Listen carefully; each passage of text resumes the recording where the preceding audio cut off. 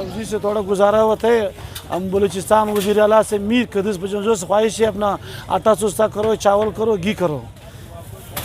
दूसरा डीसी साहब से ख्वाहिश है ये 3 चीज़ सस्ता करो। ये टमाटर से हम लोग परवाह नहीं, सालन में 1 दाना डालेगा, 2 दाना डालेगा, इससे गुजारा होते। ये आटा से आवाम बहुत मुश्किल से सामने है। ये वज़ीर आला मीर कदस जो से ख्वाहिश है, डीसी से ख्वाहिश है, बलूचिस्तान का डीसी से ख्वाहिश है ये चीज़ 3 चीज़ सस्ता करो। ये टमाटर परवाह नहीं, सालन में 1 दाना डालेगा, प्याज में 1 दाना डालेगा, गुजारा होते। ये बड़ा बड़ा चीज़ सस्ता करो, हम आवाम सारे से रोते हैं करते नहीं हुई है भाई, नहीं हुई है, कोई चीज़ ना सस्ती हुई है ना हम इससे उम्मीद रखते हैं। खाली इनको खींचातानी में लगे हुए हैं कि वो ये आलम है कि अल्लाह का शुक्र है कि हम लोग सबसे पहले मुसलमान हैं और कलमा पढ़ते हैं। एक दुकान के साथ जो दूसरा दुकान है उसका भी रेट मुख्तलिफ है।